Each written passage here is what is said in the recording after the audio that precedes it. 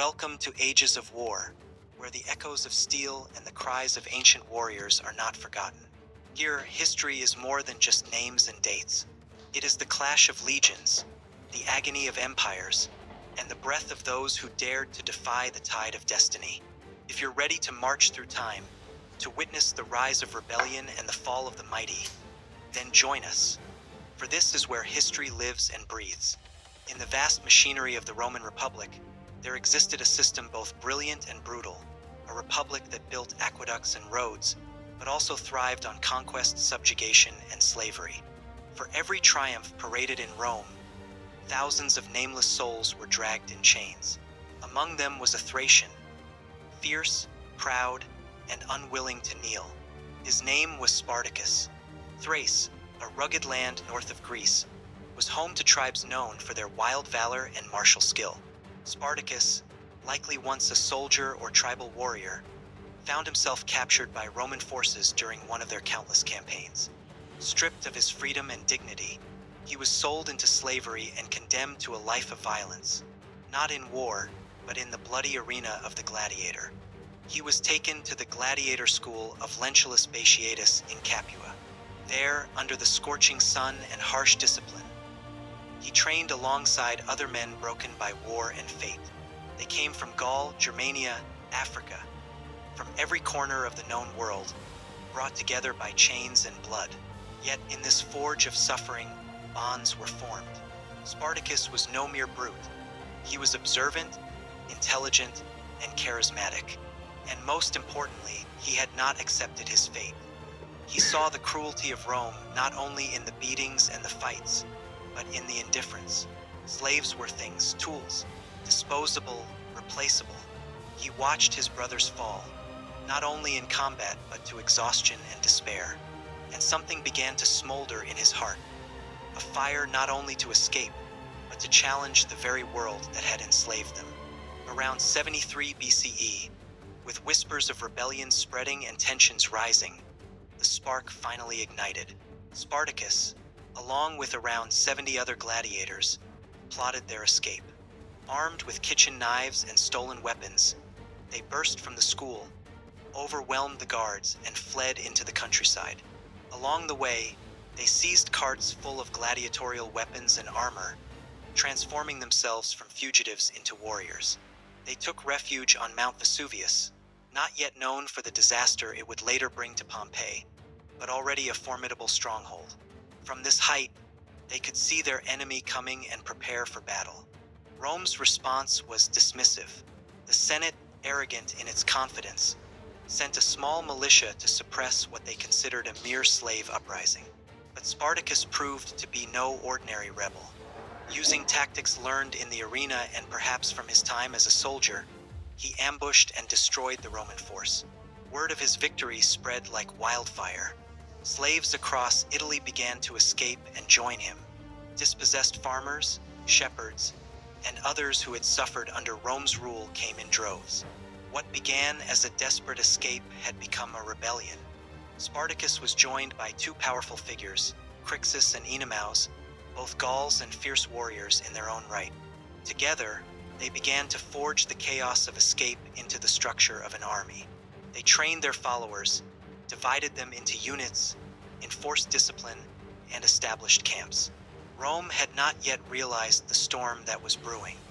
More Roman forces were sent, 2 full legions under the command of consuls. Once again, Spartacus defied all expectations. He used clever tactics to outmaneuver and annihilate them. His army grew, 10,000, then 30,000, then perhaps as many as 100,000 souls, men, women, and children, an entire society on the move. Some within his camp dreamed of vengeance, of marching on Rome itself. But Spartacus had a different goal: to escape Italy, to lead his people across the Alps and back to their homelands. Yet fate, ambition, and conflicting voices within the rebellion conspired against him. Crixus, driven by fury, broke off with a large contingent and sought direct confrontation.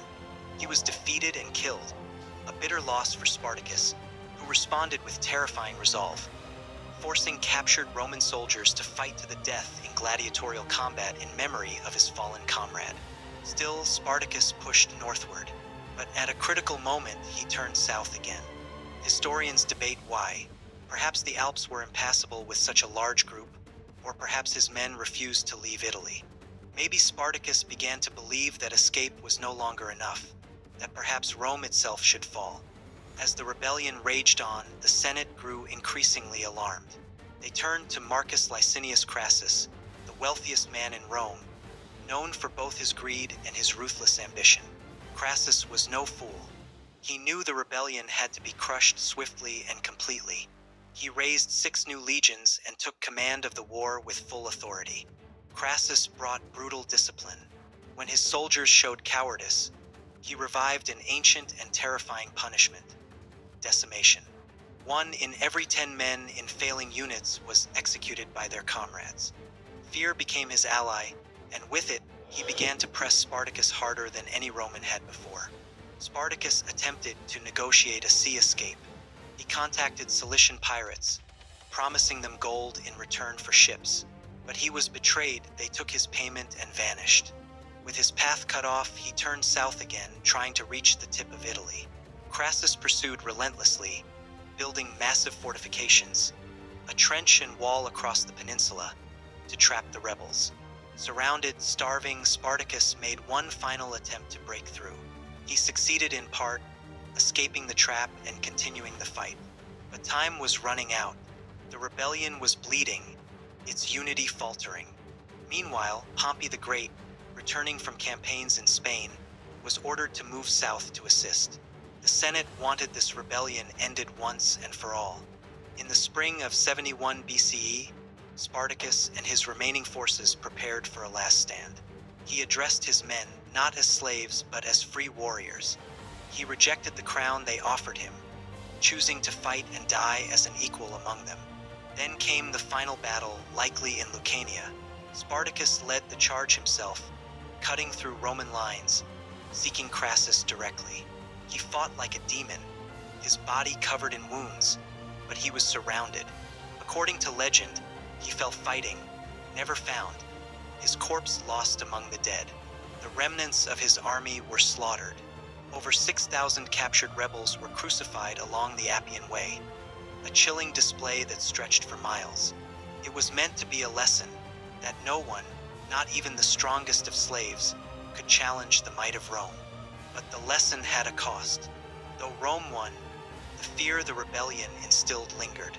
The Senate had been humiliated. The myth of Roman invincibility had been shaken. And among the people, the story of Spartacus lived on. He was not the first slave to rebel, and he would not be the last. But he became something more, a symbol, not of victory, but of resistance, not of power, but of courage. For in the eyes of history, Spartacus was not a defeated man. He was a free man who refused to kneel, a voice in the darkness that declared even the lowliest among men could rise and shake the world.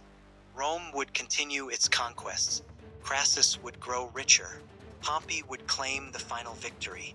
And yet, centuries later, it is not their names that stir the soul. It is the name of a gladiator, a slave, a rebel, Spartacus. Thank you for watching Ages of War.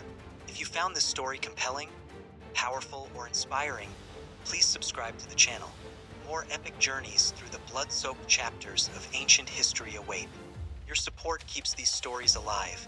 Stories of courage, betrayal, rebellion, and sacrifice.